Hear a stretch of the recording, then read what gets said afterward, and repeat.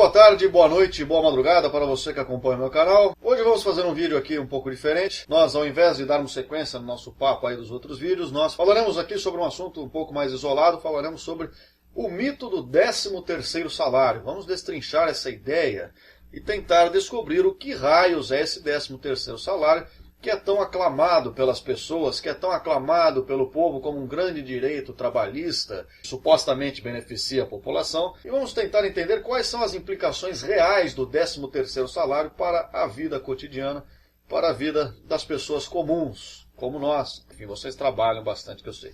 Então tudo isso virá logo a seguir.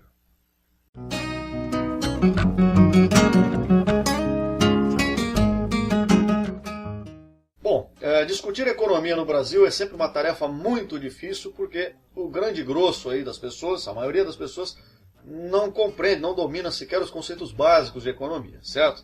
E a gente vê isso, por exemplo, num debate presidenciável aí na televisão. Você vê que mesmo os candidatos à presidência apresentam ideias completamente deslocadas do seu próprio tempo acerca da economia, ideias completamente inadequadas. Exemplo disso é que, vez ou outra, nesses debates mesmo, renascem algumas ideias de 150 anos atrás completamente inválidas. Ah, mas só porque uma ideia antiga ela não vale mais, uma teoria antiga não tem o seu valor? Não, na verdade o fato de uma teoria ser mais nova ou mais velha, por si só não quer dizer muita coisa.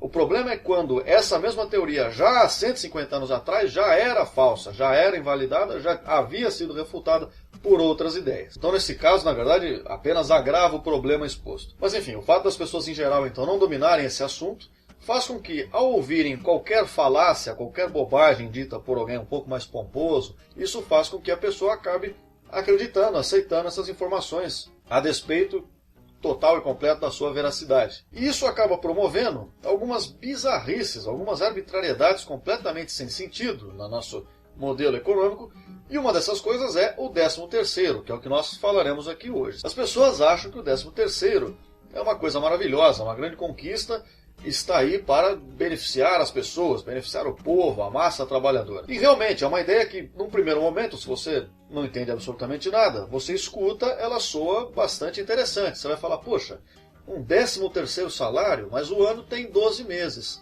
Nós recebemos um salário por mês, quer dizer que eu vou trabalhar 12 meses e receber 13. Ah, mas que maravilha, parece muito bom se for explicado dessa maneira. Porém, no mundo real, mundo físico, tangível, mundo de coisas que existem, aí a coisa fica complicada.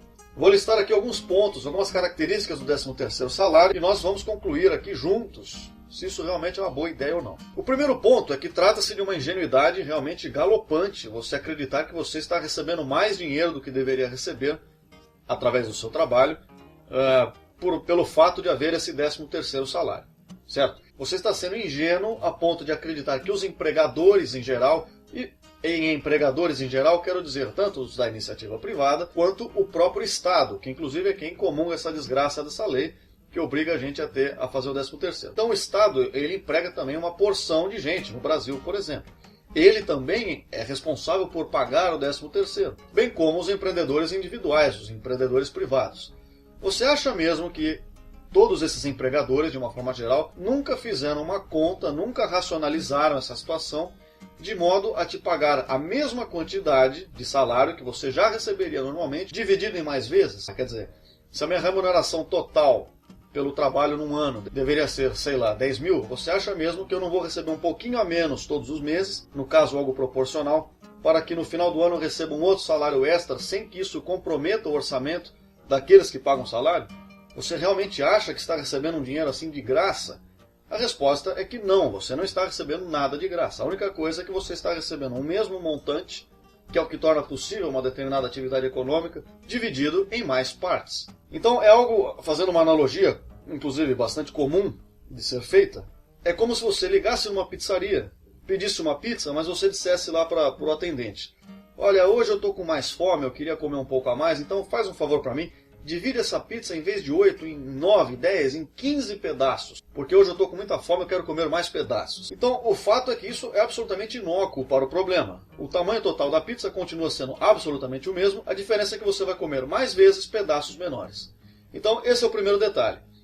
O 13º não acrescenta valor à sua renda. O segundo ponto é que, para que você receba essa parcela a mais no final do ano, Ou, dependendo de onde você trabalha, pode ser que você receba uma parte na metade do ano, e outra parte no final do ano. Enfim, esse arranjo não importa muito, na verdade. O que importa é que, para que você receba então essa parcela a mais, significa que a cada mês você vai receber essa pequena parcela a menos. Se você parar para pensar, você vai observar que isso restringe o seu potencial de consumo e o seu potencial de poupança, eventual potencial de investimento.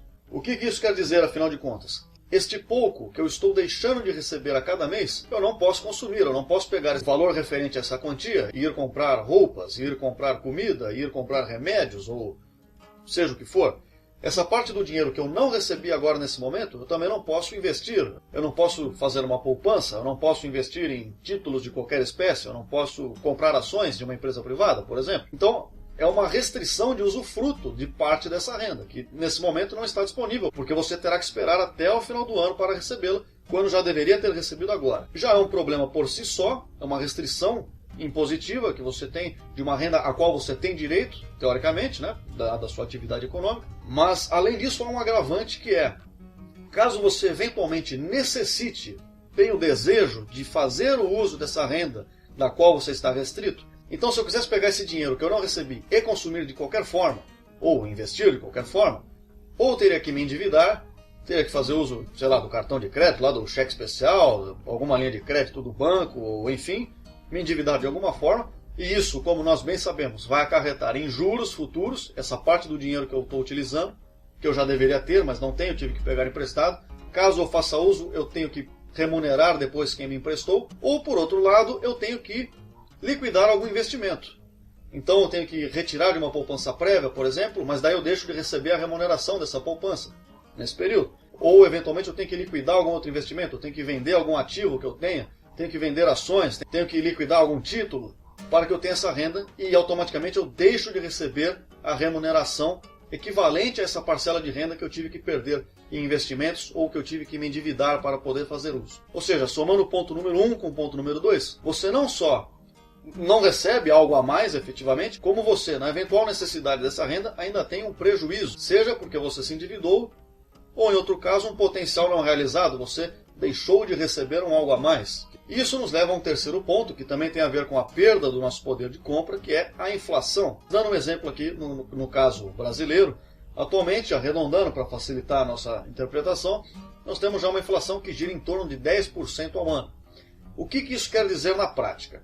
A inflação ela corrói o valor do seu dinheiro. A inflação é responsável por deteriorar o poder de compra, fazendo com que uma mesma quantidade de dinheiro seja, através do tempo, cada vez responsável por adquirir uma cesta menor de produtos. O que R$100 compra hoje, eventualmente daqui a um ano, mantendo uma inflação de 10%, ele não vai conseguir comprar. Ele estará valendo 10% menos. Quando a gente associa essa ideia à ideia do recebimento do 13º, fica evidente que nós temos um problema a mais ainda. E esse então seria o nosso terceiro problema. Esse dinheiro que eu deixo de receber ao longo do ano, para receber no final do ano tudo acumulado na forma de uma parcela a mais do salário, faz com que, quando eu receba lá no final, essa mesma porção de dinheiro que eu deixei de receber no resto do ano, quando eu já recebo com valor menor. Eu recebo, por exemplo, num período de um ano, com 10% a menos de valor. Eu a recebo sem uma correção monetária devida, eu a recebo desvalorizada, o que é mais um agravante. E aí nós podemos entrar num quarto problema, que seria uma outra questão, a criação de uma sazonalidade completamente arbitrária na economia.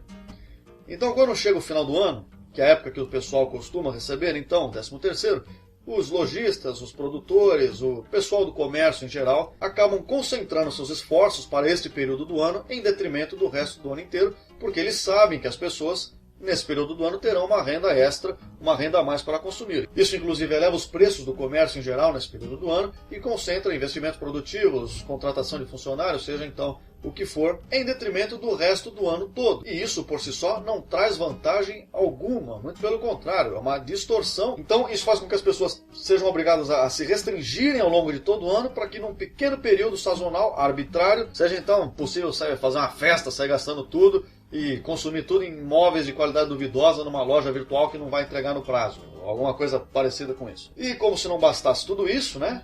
E afinal de contas já está bom, já é problema bastante, nós podemos indicar, por exemplo, ainda mais um problema relacionado à tributação. Então vamos dar o exemplo aqui dos funcionários públicos, que eles têm os impostos retidos direto na fonte, certo? Assim que eles recebem o salário, automaticamente já é descontado a tributação equivalente. Então, para esse tipo de caso, conforme o patamar de remuneração que ele atinge, ele paga uma quantidade diferente de impostos. Quanto mais alta é a remuneração dele, proporcionalmente mais altos são os impostos que ele paga sobre essa remuneração. Então, eventualmente, nesse período do ano em que esses funcionários recebem essa remuneração a mais, somado ao 13º, ele cai numa categoria onde ele é obrigado a pagar uma taxa maior de impostos para o governo.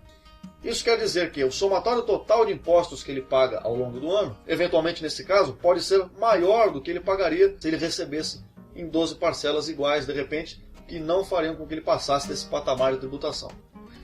Ou seja, você não recebe renda extra, perde a possibilidade do usufruto dessa renda, o que inibe consumo e investimentos, você incorre em prejuízos, você, quando recebe o valor acumulado, recebe ela deteriorada e, eventualmente, dependendo dos valores atribuídos a todo esse processo, você ainda cai em novos patamares de tributação, acaba pagando mais impostos e, portanto, tendo ainda menos renda disponível total para o seu uso pessoal, para exercer, então, as suas preferências no mercado, sejam elas quais forem.